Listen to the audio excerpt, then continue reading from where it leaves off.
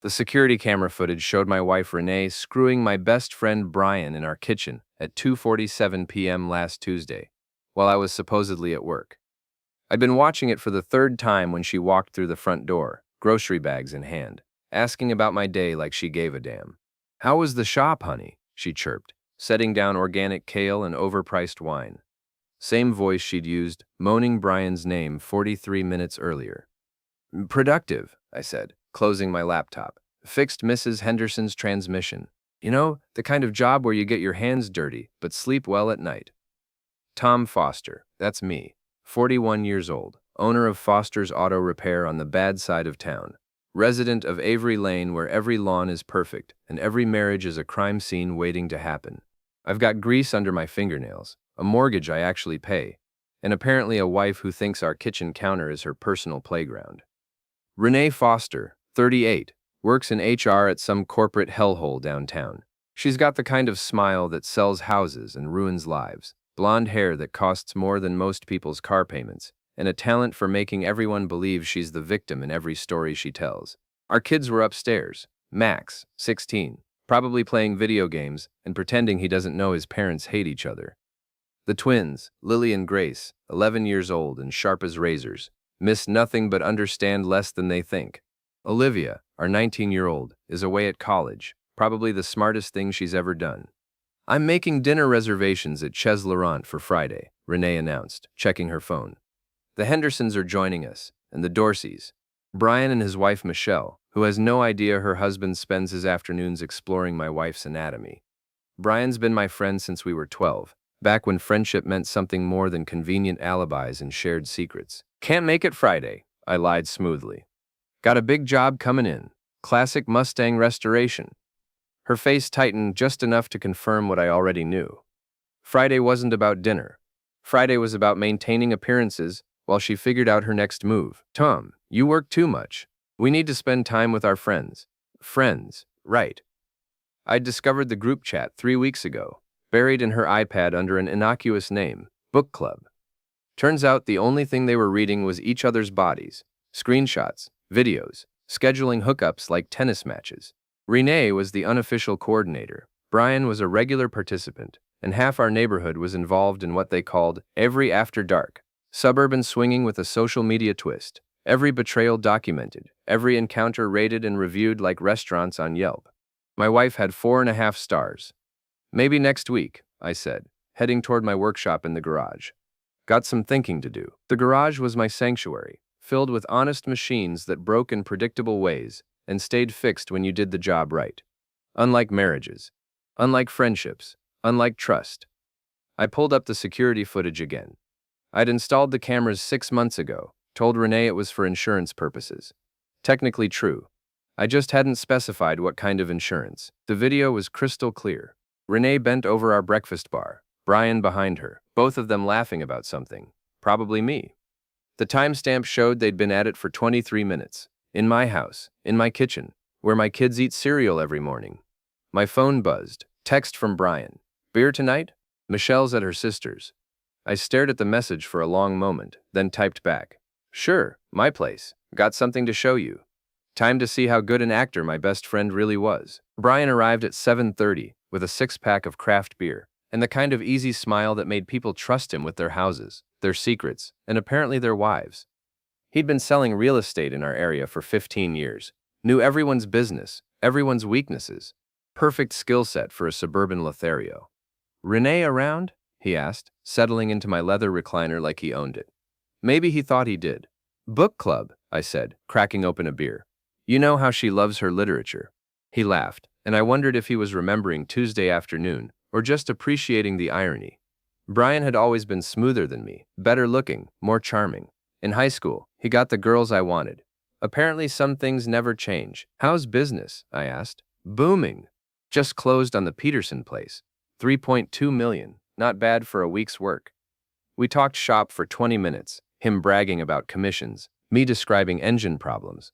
Normal conversation between old friends, except I kept thinking about his hands on my wife's body, his voice whispering things in her ear that he'd never say to Michelle. "Want to see something interesting?" I asked, pulling out my laptop. "Sure." I opened a folder labeled security footage and clicked play. Brian's face appeared on screen, along with my wife's naked back. The audio was perfectly clear. His beer bottle stopped halfway to his mouth. The color drained from his face like oil from a cracked pan. Tom, I can explain. Explain what? That you've been fucking my wife in my kitchen? That you've been lying to my face for months? That you're part of some neighborhood sex club that treats marriage vows like suggestions? He set down the beer with shaking hands. It's not what you think. Really? Because I think you've been screwing my wife while I'm at work, coordinating with her through some group chat, and probably laughing about what a sucker I am. Am I wrong? Silence. The video kept playing, showing them in positions that would make a gymnast jealous. How long? I asked. Tom, please. How long? 8 months. 8 months. While I'd been working 60-hour weeks to pay for Renee's shopping sprees and the kids' activities. While I'd been trusting him with spare keys and family secrets. While I'd been defending him to Michelle when she complained about his late nights. Who else knows? Nobody. I mean, some of the group, but the group, right. Avery After Dark. Cute name. Very suburban. Very discreet. I paused the video on a particularly compromising frame. How many others? Tom, you don't understand. It's not about love or anything serious. It's just, how many others is she fucking? His shoulders sagged. I don't know. Maybe 6 or 7 regulars. 6 or 7. My wife was running a small business out of our home, and I was the only one not getting paid. Here's what's going to happen, I said, closing the laptop. You're going to go home to Michelle and think very carefully about your next move, because I have hours of footage, screenshots of every group chat message, and a very good lawyer who specializes in divorce cases. You can't tell Michelle. She'll take everything. The kids, the house, should have thought of that before you decided to audition for amateur porn in my kitchen. Brian stood up, his usual confidence replaced by panic. What do you want? Right now? I want you to leave. Tomorrow? We'll see. He headed for the door, then turned back. For what it's worth, I'm sorry. No, you're not. You're sorry you got caught. There's a difference. After he left, I sat in my recliner and finished his beer. Then I opened my laptop and started copying files to a secure drive. If Renee wanted to play games, I'd teach her the rules. My phone buzzed. Text from my wife. Book club running late. Don't wait up. I checked the group chat I'd been monitoring. Tonight's meeting was at the Hendersons' house. Nicole Henderson, the neighborhood gossip queen, was hosting what they called a swap party. Renee was already there, according to her location sharing. Time to crash the party. The Henderson house was lit up like Christmas, cars parked strategically to look casual but avoid blocking driveways. I counted 12 vehicles, which meant at least 20 adults were inside exploring what they called alternative relationship dynamics, fancy words for cheating with paperwork. I parked across the street and pulled out my phone. The group chat was active, participants posting real-time updates like sports commentators. Renee had just posted a photo that would make a sailor blush, captioned, "Kitchen skills translate well." My kitchen, my wife. My marriage turned into entertainment for bored suburbanites. I'd come prepared, hidden camera in my jacket pocket, audio recorder in my shirt, and a plan that would make these people wish they'd stuck to book clubs and wine tastings. The front door was unlocked. I walked in like I belonged there, nodding to Nicole Henderson, who was wearing lingerie and a shocked expression. Tom, what are you doing here? Renee forgot her medication, I said, holding up an empty prescription bottle. Heart condition, very serious. Nicole's face went pale. The living room behind her was full of half-dressed neighbors engaged in activities that would never make the Homeowners Association newsletter. She's busy, Nicole stammered. I can see that. Renee was on the couch with 2 men I recognized from the hardware store. She looked up and saw me, her face cycling through surprise, fear, and anger in 3 seconds flat. Tom, you need to leave, now. Actually, I need to talk to you, privately. The room went quiet. 20 people suddenly very interested in their drinks, their phones, anything except the domestic drama unfolding in front of them. We'll talk at home, Renee said, not moving from her compromising position. No, we'll talk now. I pulled out my phone and opened the security footage app. The living room's smart TV was connected to the same network. A few taps, and Tuesday's kitchen performance was streaming in high definition for everyone to see. Holy shit, someone whispered. Renee scrambled off the couch, grabbing a robe. Turn that off. Why? Everyone here already knows what you look like naked. This is just the director's cut. Brian appeared from the kitchen, fully dressed but disheveled. He took one look at the TV screen and headed straight for the door. "Smart man. You're insane," Renee hissed. "This is harassment. This is evidence. There's a difference." I addressed the room like a town hall meeting. "Ladies and gentlemen, I want to thank you for including my wife in your recreational activities. Unfortunately, she forgot to mention she was married, to me, for 17 years. Nicole tried to turn off the TV, but I'd locked the controls from my phone. The video kept playing, showing Renee and Brian in positions that would require a chiropractor. Some of you know me. Tom Foster, Foster's Auto Repair. I fix things for a living. Engines, transmissions, brakes, things that are broken. I looked directly at Renee. Sometimes things can't be fixed. Sometimes they need to be replaced. "Tom, stop," Renee pleaded. "We can work this out." "Work what out?" "The fact that you've been running a side business out of our house, the fact that our kids could have walked in on your performances, the fact that you've been lying to my face every day for 8 months? The room was dead silent except for the audio from the TV. Renee's voice moaning Brian's name echoed off the walls like a confession. "I'm filing for divorce tomorrow," I announced. "Full custody of the kids, the house, the cars, the business, everything." "You can't prove anything," Renee said, but her voice was shaking. I held up my phone, showing the group chat screenshots. "Actually, I can prove everything. Times, dates, participants, locations. You people documented your own crimes, like proud parents at a school play." Someone started crying. Someone else was quietly throwing up in the kitchen. The party was officially over. "Oh, and Nicole?" I turned to the hostess. "Your husband Mike is working late at the office tonight, right? Might want to call him. Ask about his secretary." Nicole's face crumbled. Apparently some secrets cut both ways. I walked toward the door, then stopped. "Renee, you have 1 hour to pack whatever fits in a suitcase. After that, the locks get changed." "Where am I supposed to go?" Not my problem anymore. I left them there, half-dressed and fully exposed, their perfect suburban fantasy, cracking like cheap paint in the sun. Valerie Cho had been practicing family law for 20 years, and she'd seen every variation of human stupidity that money could buy. When I walked into her office at 8 a.m., with a laptop full of evidence and a story that sounded like bad reality TV, she just smiled and started taking notes. "Video evidence, documented communications, multiple witnesses," she said, reviewing my files. "Mr. Foster, your wife has essentially prosecuted herself. What are my chances? For full custody, 90%. For the house and assets, 95%. For making her regret every decision she's made in the past year, 100%. I liked Valerie. She's hired Richard Blackwood," Valerie continued. "Expensive, aggressive, specializes in making victims look like villains. He'll argue that your surveillance was illegal, that you're unstable, that the children need their mother. The surveillance was legal. It's my house, my cameras, my property." "I know, but Blackwood will try to make you look like a stalker. He'll say you invaded her privacy, that you're controlling and abusive. Standard playbook." My phone buzzed. Text from Max. "Dad, Mom's freaking out. She's throwing stuff and screaming. Can you come home? I need to check on my kids," I told Valerie. "Be careful. Document everything, but don't engage. Let her dig her own grave." I drove home to find Renee's car in the driveway and my front door standing open. Inside, she was throwing clothes into garbage bags while screaming at Max and the twins.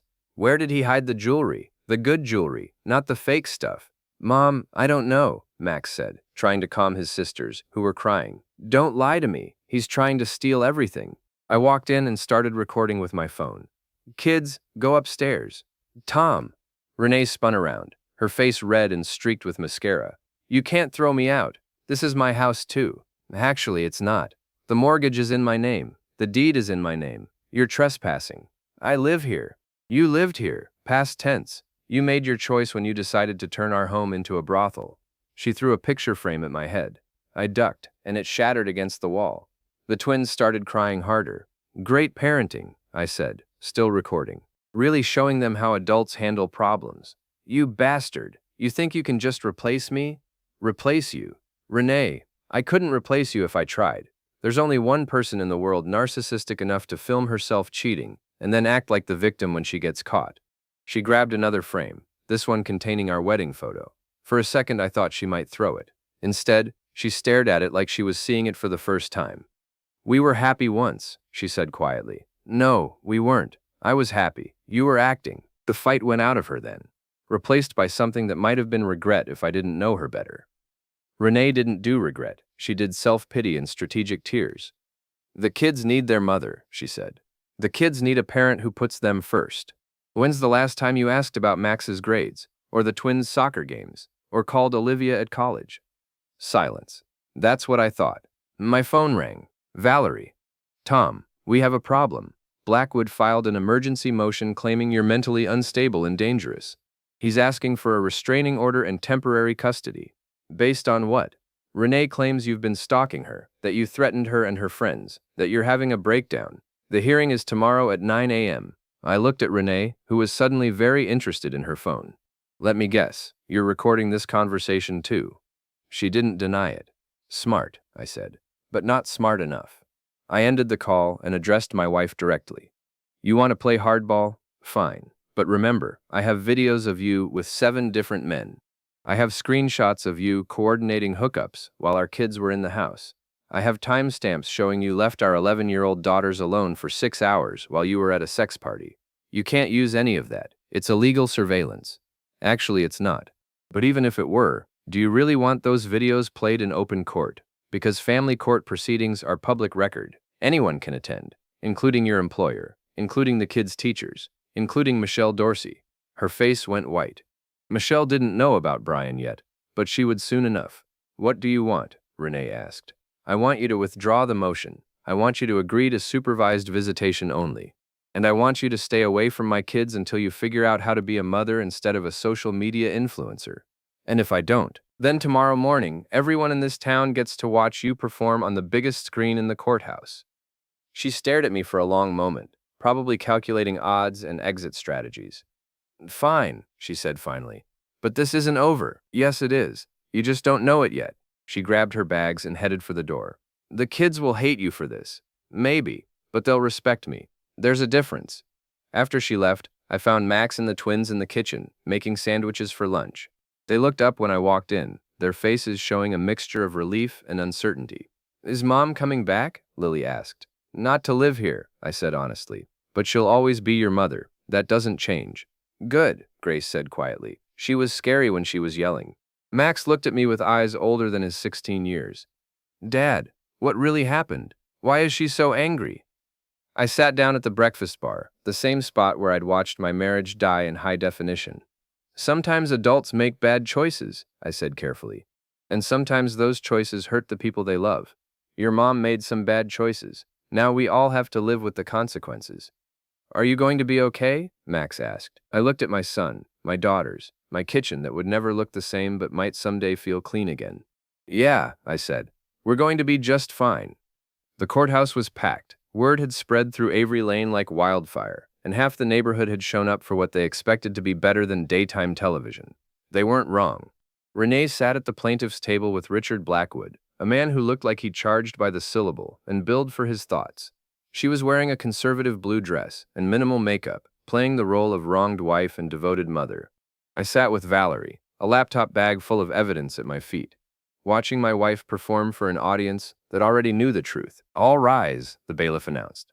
The Honorable Judge Patricia Martinez presiding. Judge Martinez was in her 50s, with gray hair and the kind of expression that suggested she'd heard every lie ever told, and wasn't interested in hearing them again. Mr. Blackwood, you filed an emergency motion claiming Mr. Foster is mentally unstable and poses a danger to his wife and children. Present your evidence. Blackwood stood up like he was addressing the Supreme Court. Your Honor, my client has been subjected to systematic harassment and stalking by her estranged husband. He has illegally recorded her private conversations, threatened her and her friends, and exhibited increasingly erratic behavior. Mrs. Foster, please describe these incidents. Renee took the stand and launched into a performance worthy of an Oscar. According to her testimony, I was a controlling, paranoid husband who had installed hidden cameras throughout our home, monitored her communications, and threatened violence against innocent friends. He burst into a private gathering and humiliated me in front of our neighbors, she said, dabbing her eyes with a tissue. I'm afraid of what he might do next. It was a masterful performance, hitting all the right notes. Fear, vulnerability, maternal concern. If I didn't know better, I might have believed it myself. Mr. Foster, Judge Martinez said, how do you respond to these allegations? I stood up and looked directly at Renee. Your Honor, my wife is absolutely right. I did install cameras in my home. I did monitor her communications, and I did confront her in front of our neighbors. But there's context she's leaving out. Explain. The cameras were installed for security purposes in my own home, which is legal. The communications I monitored were on devices I pay for, also legal. And the confrontation she mentions occurred at what she and her friends call a swap party, a gathering where married couples engage in sexual activities with other people's spouses. Murmurs rippled through the courtroom. Judge Martinez banged her gavel. Mrs. Foster, is this true? Renee's composure cracked slightly. Your Honor, what consenting adults do in private is not relevant to. Answer the question. Were you engaged in extramarital affairs? We were separated, emotionally separated, but still legally married and living in the same house with your children? Silence. Mr. Foster, you mentioned evidence. Present it. Valerie stood up with the laptop. Your Honor, we have video footage, text messages, and group chat logs documenting Mrs. Foster's activities over the past 8 months, all obtained legally from Mr. Foster's own property and devices. I object, Blackwood said quickly. This evidence was obtained through illegal surveillance. Overruled. The cameras were installed in Mr. Foster's home, and the communications were on devices registered in his name. The evidence is admissible. Valerie connected the laptop to the courtroom's display system. Your Honor, this footage was recorded in the Foster family kitchen on a Tuesday afternoon while Mr. Foster was at work and the children were at school. The video started playing. Even on the courtroom's screen, the image was crystal clear. Renee and Brian, going at it like teenagers, completely oblivious to the camera capturing every moment. The courtroom went dead silent. Someone in the back row gasped. Renee buried her face in her hands. Turn it off, Judge Martinez said after 30 seconds. I've seen enough. Valerie clicked through screenshots of the group chat. These messages show Mrs. Foster coordinating multiple encounters with different partners, often while her minor children were present in the home. Your Honor, Blackwood tried to interrupt. My client's private life doesn't negate her rights as a mother. Mr. Blackwood, your client brought this motion claiming her husband was unstable and dangerous. The evidence shows she was conducting extramarital affairs in the family home while her children were present. That's not private life. That's endangering minors. Judge Martinez reviewed the evidence for several minutes while the courtroom waited in tense silence. Mrs. Foster, she said finally, your emergency motion is denied. Furthermore, I'm ordering a full custody evaluation and requiring all future visitation to be supervised until that evaluation is complete. Your Honor, please. Renee started to stand. Sit down. I'm not finished. The judge's voice cut through the room like a blade. Mr. Foster, while your methods were unorthodox, your evidence clearly demonstrates that Mrs. Foster has been engaging in behavior incompatible with responsible parenting. Temporary custody is awarded to you, pending the full evaluation. Blackwood was scribbling furiously, probably calculating how much he could bill for this disaster. Mrs. Foster, you will have supervised visitation every other weekend, supervised by a court-appointed guardian. You will also undergo counseling before any custody arrangement is reconsidered. The gavel came down with finality. Case closed. As we filed out of the courtroom, I caught sight of Brian in the hallway. He was with a woman I didn't recognize, probably his lawyer. Michelle was nowhere to be seen, but I'd heard through the neighborhood grapevine that she'd filed her own divorce papers yesterday. Tom, Renee caught up with me outside. We need to talk. No, we don't. We need to co-parent. There's a difference. The kids are going to hate me. Maybe, but that's between you and them. I'm not going to poison them against their mother, but I'm not going to lie for you either. What am I supposed to do now? I looked at the woman I'd married 17 years ago, who had shared my bed and my dreams and my trust, who had thrown it all away for the thrill of suburban rebellion. Figure out who you want to be, I said, because who you were isn't working anymore. 6 months later, the divorce was final, the custody arrangement was permanent, and life on Avery Lane had settled into a new normal.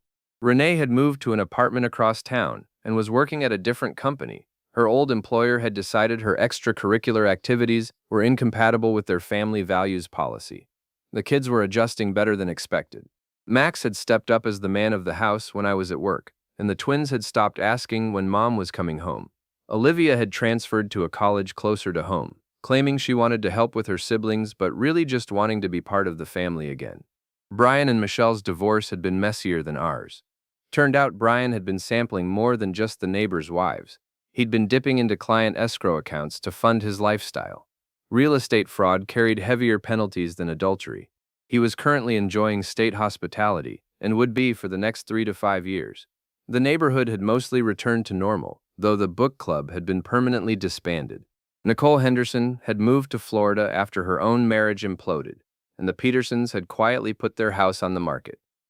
I was in my garage on a Saturday morning, working on a 1967 Mustang restoration, when Olivia brought me coffee and sat down on my workbench. "Dad, can I ask you something?" "Sure. Do you ever regret it, the way you handled everything with Mom?" I set down my wrench and considered the question. "You mean, do I regret exposing her affairs and destroying her reputation in front of the entire neighborhood?" "Yeah. No," I said honestly. "I regret that it was necessary. I regret that she made choices that hurt you kids. I regret that I didn't see it sooner. But I don't regret fighting for my family. Some people think you went too far. Some people think your mother was the victim in all this. Some people are idiots." Olivia laughed. "Fair point." My phone buzzed with a text from Valerie. "Renee's lawyer wants to discuss modification of the custody arrangement. She's completed counseling and wants unsupervised visitation." I showed the message to Olivia. "What do you think?" "I think she's still Mom, and we still love her. But I also think she needs to prove she's changed before we trust her again." Smart kid. Smarter than her old man, who had trusted too easily for too long. "Dad?" Max appeared in the garage doorway. "There's someone here to see you." I walked to the front door to find a woman in her 30s, well-dressed, nervous. "Mr. Foster? I'm Jennifer Walsh. I live over on Maple Street. What can I do for you, Mrs. Walsh?" She glanced around, making sure no one was listening. "I heard about what happened with your wife, with the group. I think my husband might be involved in something similar." I sighed. Apparently, Avery After Dark had been bigger than I'd realized, with tentacles reaching beyond our little neighborhood. "Mrs. Walsh, I'm not a private investigator. I'm just a guy who got tired of being lied to." "I know. But I don't know who else to ask. The police can't help unless there's a crime. Lawyers are expensive. I just need to know the truth." I looked at this woman, standing on my doorstep with the same expression I'd probably worn 8 months ago. Suspicious, hopeful, terrified of what she might discover. "What makes you think your husband is cheating? Late nights, secret phone calls, unexplained expenses, and..." She hesitated. "I found a business card in his wallet for something called Discreet Encounters. It had a local phone number. Discreet Encounters. Cute name. Probably the next evolution of suburban swinging, more organized and professional than the amateur hour I'd exposed. "Mrs. Walsh, if your husband is cheating, you don't need me to prove it. You need a good lawyer and a private investigator. I can't afford both." I studied her face, seeing my own pain reflected in her eyes. How many other families were being destroyed by people who thought marriage vows were optional? "Tell you what," I said finally. "Give me the phone number. I'll make a few calls, see what I can find out. No charge." "Really? Really? But understand, if I find evidence that your husband is cheating, I'm going to give it to you straight. No sugarcoating, no protecting your feelings. The truth, even if it hurts. That's all I want. The truth." After she left, I sat in my living room and thought about the last year of my life.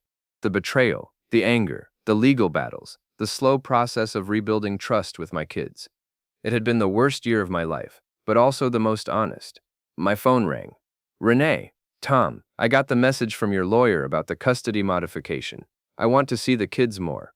Then prove you deserve to see them more. I've been going to counseling. I've changed." "Have you?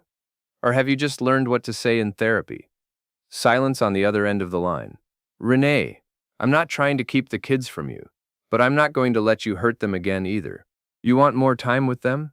Show me you've actually changed. Show them. How? Figure it out. You're a smart woman when you're not thinking with your hormones." I hung up and looked around my living room. The family photos were different now. More recent pictures of me and the kids. Fewer shots of the happy couple we'd never really been. The house felt smaller but more honest, like we'd finally stopped pretending everything was perfect. Max wandered downstairs with his laptop. "Dad, I've been thinking about college applications. Can we talk about it? Of course. We spent the next hour discussing his future, his dreams, his concerns about leaving his sisters when he graduated. Real conversation, the kind I'd been too distracted to have when I was trying to save a marriage that was already dead. Dad, he said as we finished up, I'm proud of you for fighting for us. I'm proud of you too for holding this family together when everything fell apart. That evening, after the twins were in bed and Max was doing homework, I sat in my garage with a beer and thought about Jennifer Walsh. Tomorrow I'd start making calls about discreet encounters, not because I wanted to be a suburban vigilante, but because someone needed to look out for the people who were too trusting to protect themselves. My phone buzzed with a group text from the kids. Movie night tomorrow. We'll make popcorn. I smiled and typed back. Wouldn't miss it. Outside, Avery Lane was quiet, porch lights glowing like beacons in the darkness. Perfect lawns, perfect houses, imperfect people trying to figure out how to live with the consequences of their choices. Some marriages could be fixed, some couldn't. Some people deserved second chances. Others needed to learn that actions have consequences, that trust once broken might never be fully repaired. I'd learned to tell the difference. And that, I thought, taking another sip of beer and listening to my kids laugh upstairs, was worth everything I'd lost and everything I'd fought to keep. The security cameras were still recording, the evidence was still archived, and the truth was still the truth. In a neighborhood full of secrets, that was enough.